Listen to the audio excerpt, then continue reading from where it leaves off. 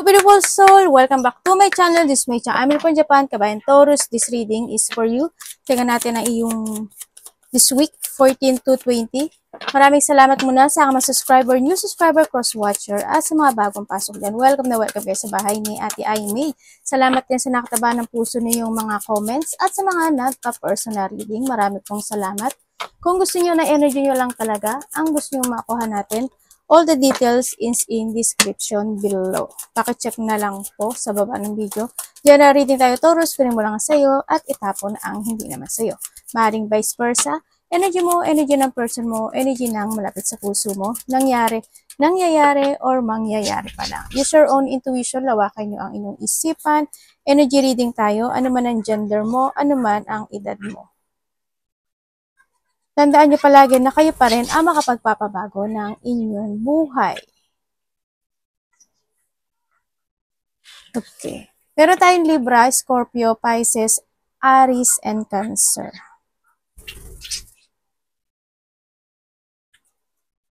May taong may sakit. May sakit ka, Taurus? Or someone, no? Part ng family, maaring may sakit. Pero mag-ingat. Hindi ko alam kung may siguro kailangan magpa-check up or kung may mga there's a doctor or hospital ako kasi nakita or mga ano ba tawag dito? Maintenance, ganyan. Magpa-check up kayo ha. Or sa family mo magtanong-tanong ka rin. May surgery din ako na nakikita kasi. Yan.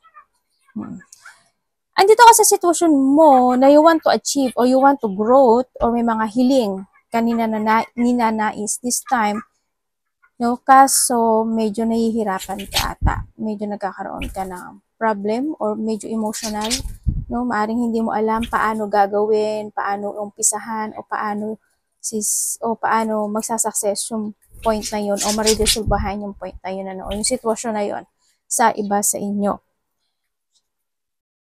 Kailangan mo daw manindigan or kailangan mo rin daw mag-action, no? Kumbaga, alamin mo kung ano yung purpose mo, mag-focus ka sa mga main concern mo this time, tsaka kailangan dito is self-confidence. Kailangan may confidence ka. Ito, no? Kailangan confidence na kailangan mo kasing pumili, no? Sa sitwasyon.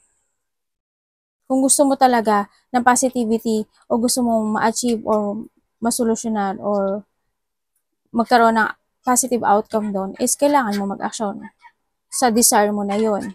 Diba? Manindigan ka. Kailangan mo na ngayong mag-desisyon kung sa kaliwa ka ba o sa kanan. Ganon. You need to decide. Huwag mong isipin na hindi mo kaya, huwag mong isipin na baka hindi mag-workout, or huwag ka mag-isip ng negativity. Yun ang sinasabi dito.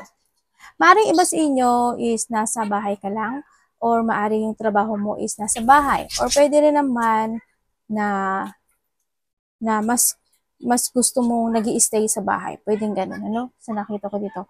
Mag-ingat kayo. Ang sabi rin kasi dito, magkakaroon ka na ng mga multiple choices in life. Ganyan. Maaaring magkakaroon ka ng mga pag-aalinlangan.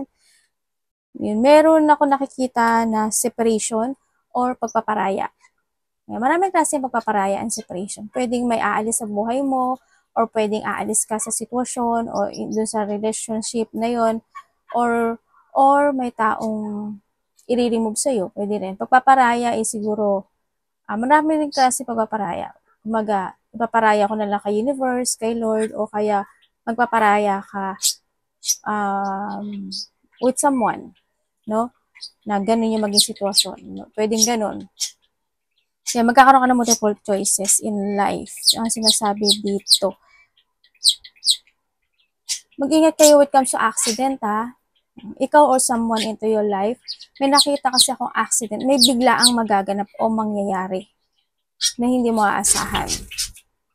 Yun ang nakikita ko dito. Warning lang naman to, pwedeng makaka-receive ka ng information or pwedeng mangyari sa'yo or pwedeng sa connection mo. Ito, no? Sa nakita ko dito.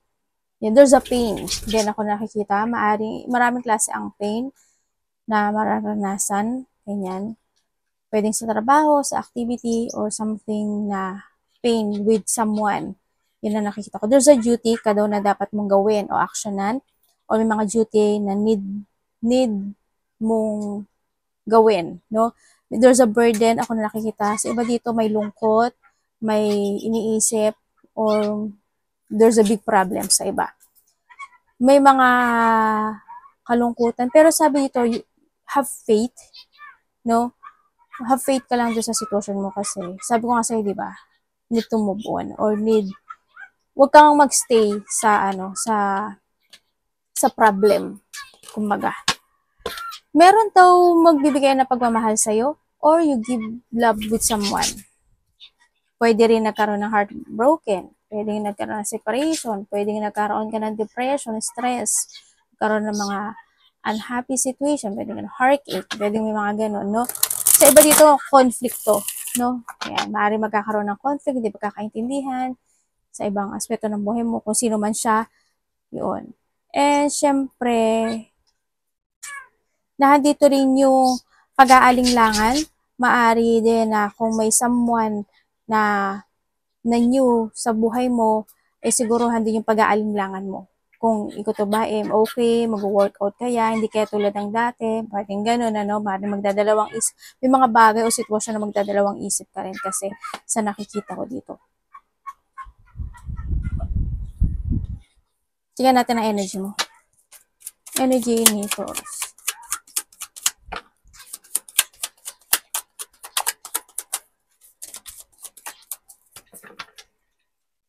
May nawalan na pala ng no? There's someone's a lost connection sa'yo. Ay, devil ka. Paray tayo dyan.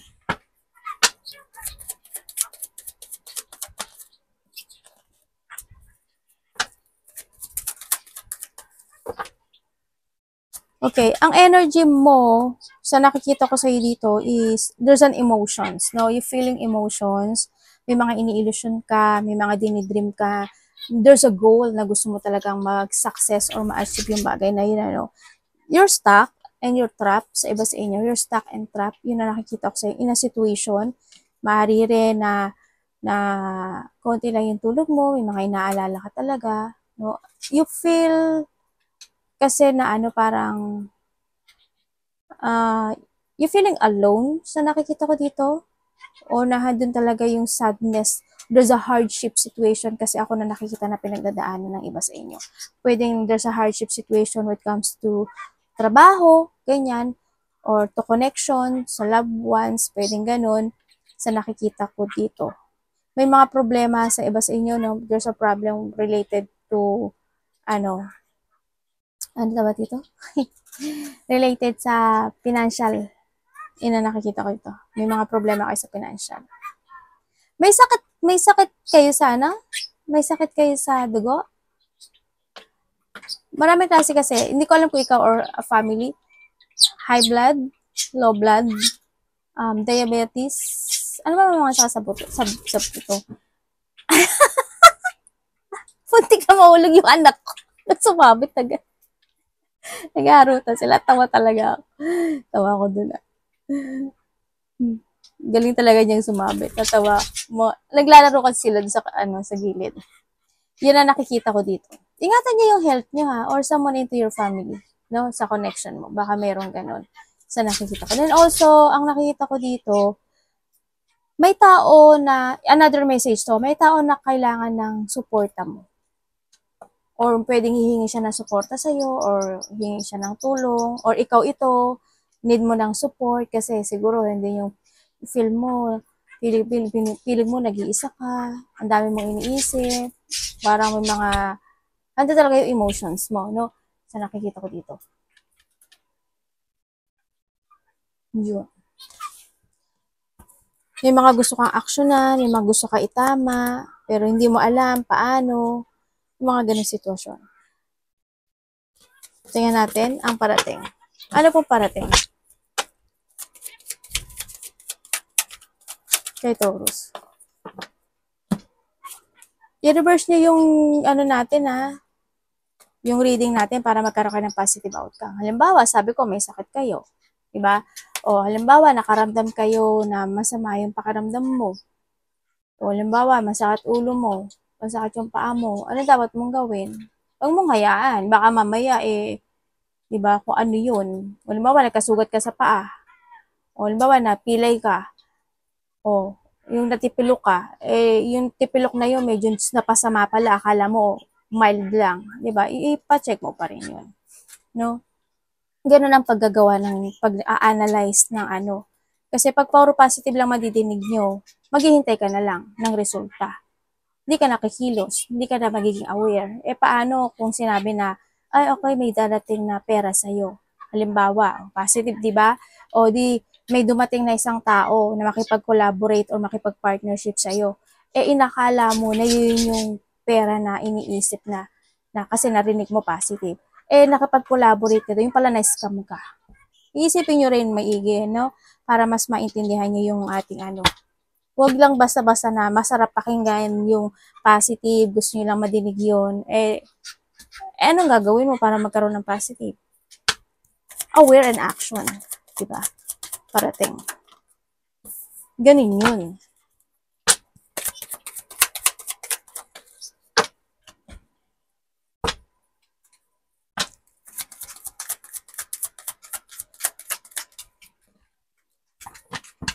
Oh, okay.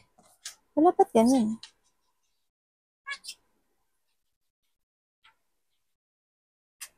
Okay, ang parating sa'yo,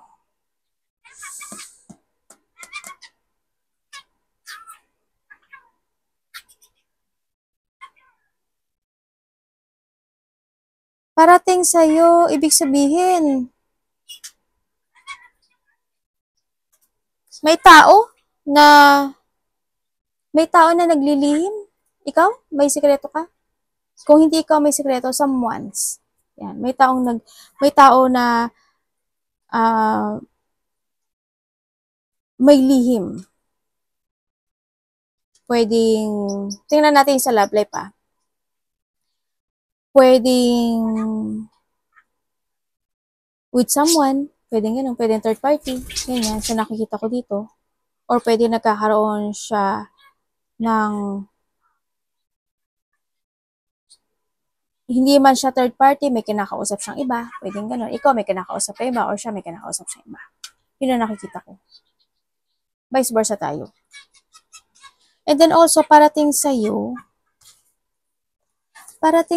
ang sabi dito, may dapat ka daw asikasuhin. Sa iba, hindi naman kay lahat to Meron ka daw asikasuhin. Hindi ko alam kung may papers and documents ako nakikita sa'yo. Maaring ganun sa iba, no? Maaring may mga hinihintay kayo o kaya naman may mga dapat asikasuhin na bagay when it comes to papers and documents. May tao din na makikipag-usap sa'yo sa nakikita ko to. There's a union. Pwedeng lalaki makikipag-usap sa'yo, pwedeng ikaw, pwedeng makikipag-usap sa'yo is pwedeng boss mo, pwedeng karelasyon mo, pwedeng kuya mo, ganyan. Or vice versa. Vice versa tayo. Yan. Meron ako nakikita dito na union. Tingnan ko nga to. Universe, ano yan?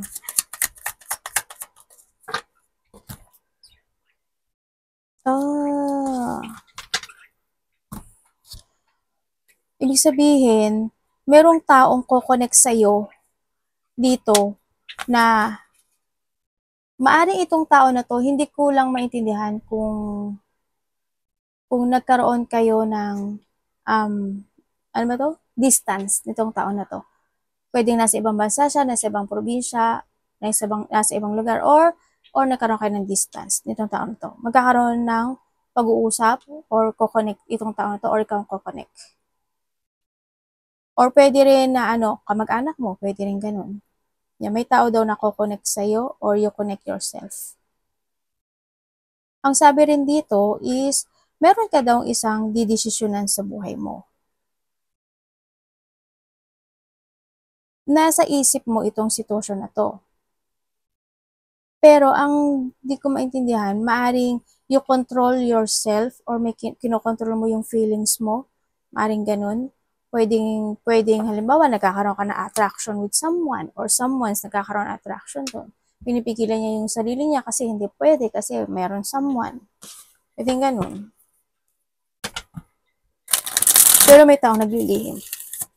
Ano dapat iwasan ni Taurus?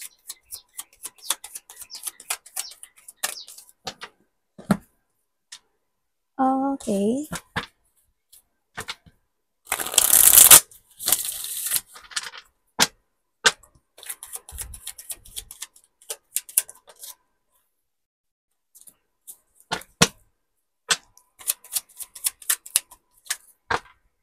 Okay, dapat mong iwasan. Ang dapat mong iwasan is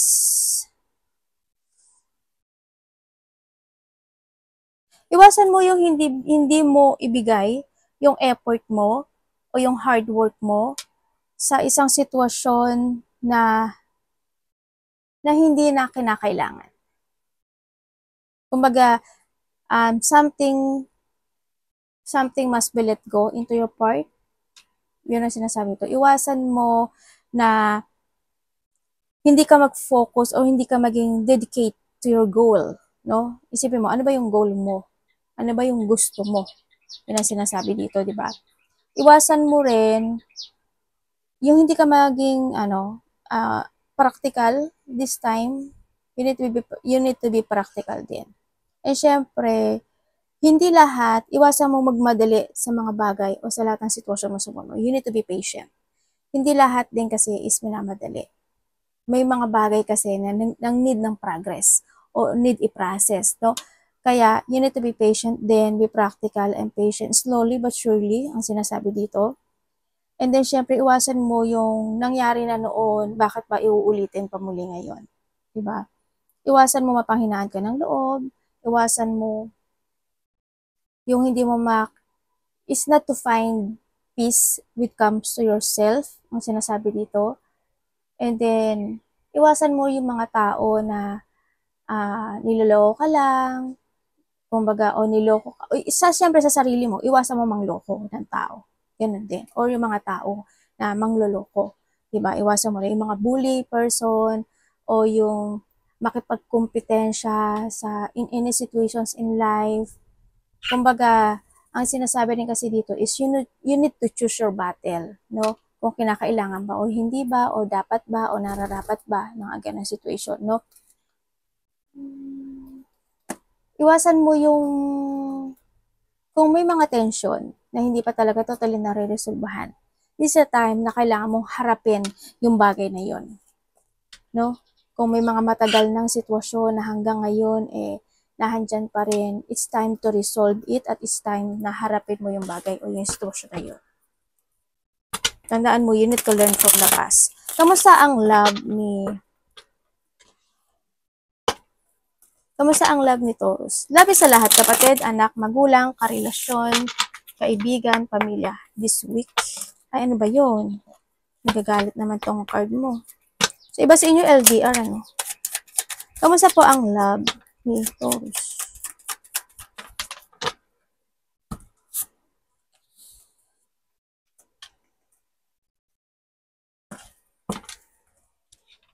Ay, meron tension kang hindi talaga natatapos. As in.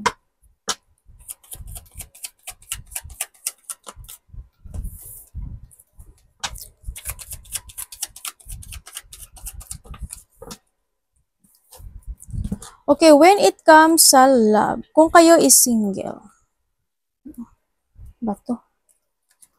Kung kayo is single,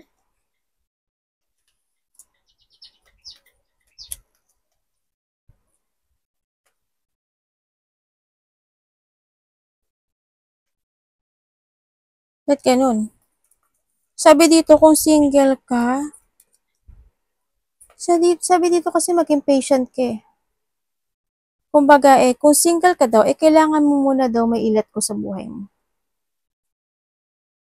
Yun ang sinasabi dito. Kailangan mo daw alamin kung ano talaga ang gusto mo when it comes to a love.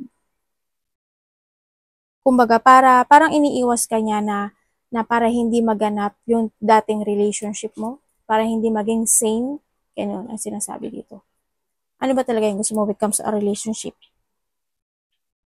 Diba? Yun ang ano. Yun ang sabi niya dito. Hanapin at tanungin mo rin daw yung sarili mo. Kung ano ba talaga yung gusto mo when it comes to a love. So, iba sa inyo, maaari yung karelasyon nyo is nasa ibang bansa o kaya naman ibang lahi. Or hindi kayo same ng language. Pwedeng Tagalog ka, pwedeng siya is Cebuano, Bisaya, something. Pwedeng ganon. And then, sa mga nagkahiwalay. Sa mga nagkahiwalay, hindi naging maganda yung relationship. No? When it comes sa relationship na to is nagkaroon ng mga pagbabago. Pwedeng nagbago yung feelings ng isa sa inyo. Ang nakita ko vice versa, no pointed name, wala ang pangalan mo dito. Nagbago ang feelings ng isa hanggang sa dumating na na-unfocus yung isa in this relationship, no? Kumbaga, nagkaroon ng parang there's a forceful situation na naganap o nangyari sa situation na maaring yung isa sa inyo is nagkaroon ng bisyo, ganyan.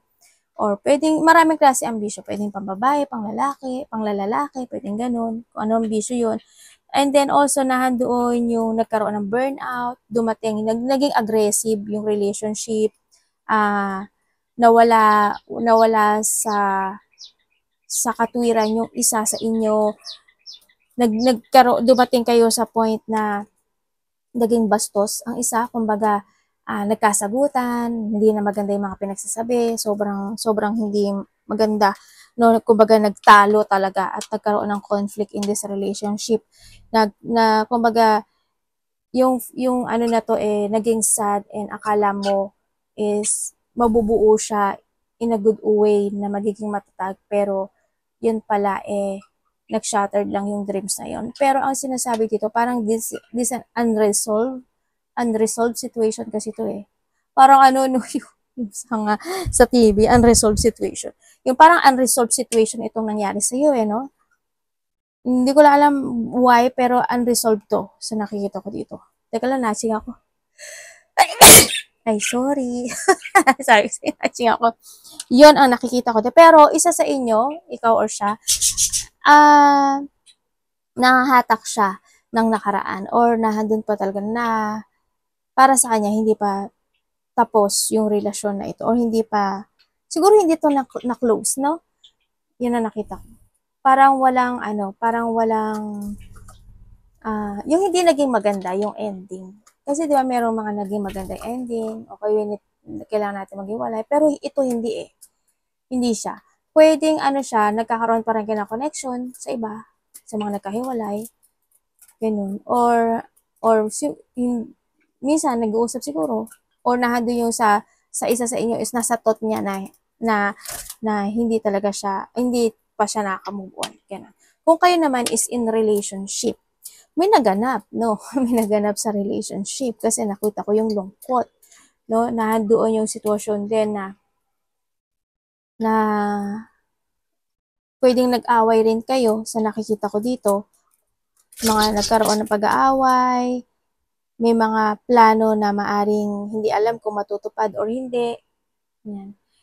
Nagkaroon ng stress, medyo malungkot, dissatisfaction kasi ito Medyo, I hope, hindi mag-fail ng ganun, ng basta-basta. Ate kung kayo is nag-away nito or hindi kayo nagkasundo, sa nakita ko dito, ang nakikita ko dito kasi,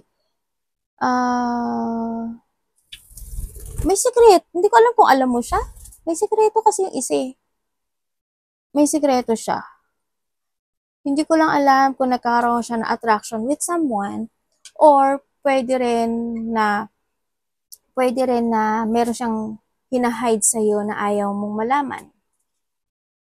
Yun ang nakikita ko dito.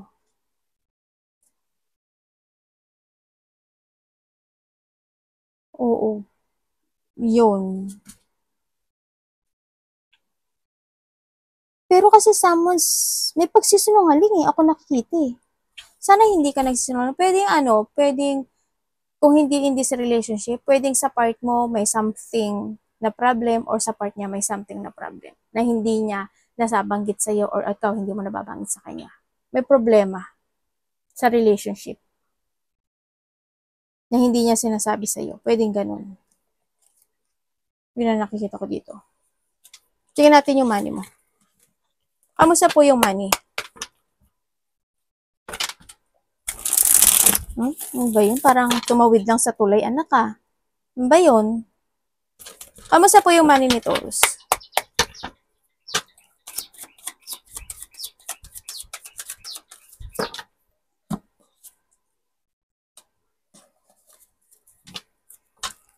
May nakikita pala ako sa yung travel, Taurus. Magta-travel ka ba? Or you're thinking about traveling? O may mga pag-uusapan about traveling?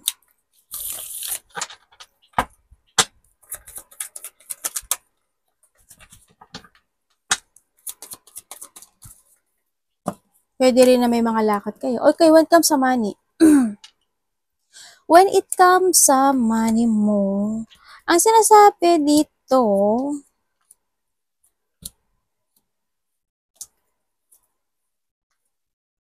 okay, oo, sa ngayon may frustration ka, no? Pero ang sinasabi sa money mo kasi, you need to take it action.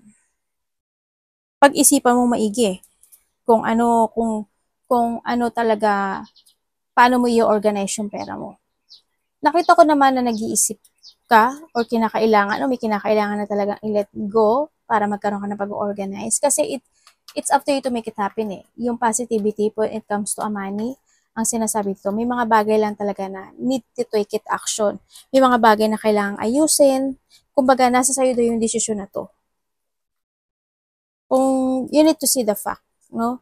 When it comes sa pagpapatakbo ng pera mo. O ano po? O hindi na, tama na yan.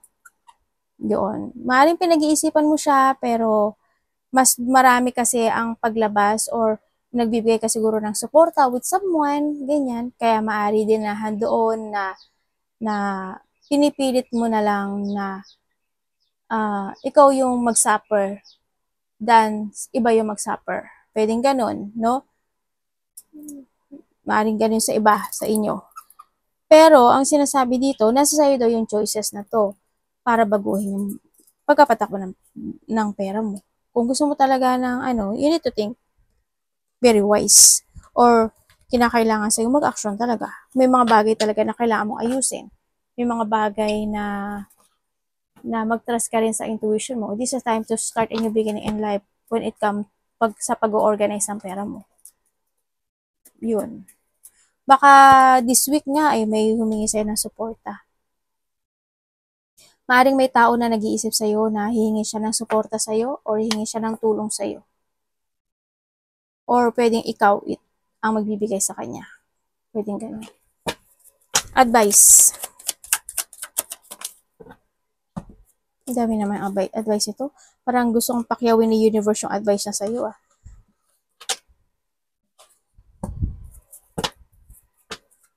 Universe, ang dami mong advice. Dami mong advice eh.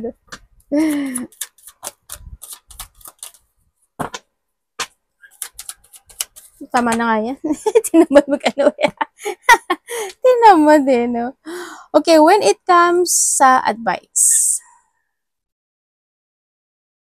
Okay, when it comes sa advice, ang sinasabi dito is kailangan mo rin daw minsan na magsalita, ganyan, ang sinasabi dito.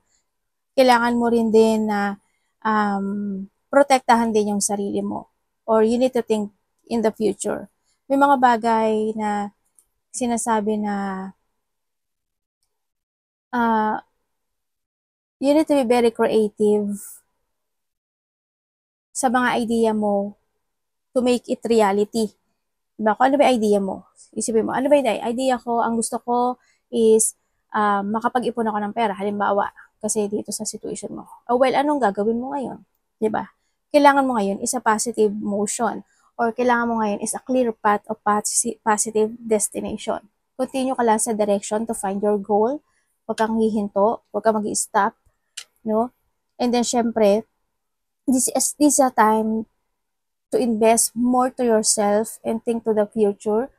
Yun din. Tatandaan mo palagi na time is gold. Hindi ka na tumatanda at hindi naman lahat tayo is pabata. Diba? Isipin mo pa rin ang future mo. Hindi, wag mo lang isipin yung sa ngayon.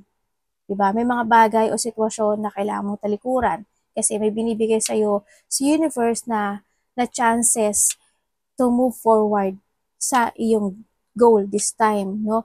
Kaya sana hindi mo yon talikuran or i-reject ang sinasabi dito. Yung mga message na binibigay niya sa'yo. Kung nakakita ka ng mga repeating numbers, 111, 222, ganyan, 444, 55, ganyan, no? Anak dito. Yun anak ko. Yun ang sinasabi. Kasi may ibibigay pa raw siya sa'yo ng mga instant opportunities coming sa'yo sa nakikita ko dito. Bibigyan ka pa niya ng mga siguro sa in idea, ganyan. May mga instant opportunity na darating sa'yo or instant idea na ibibigay sa'yo sa universe. Kailangan mo daw ngayon is mag-action, mag-forward. No?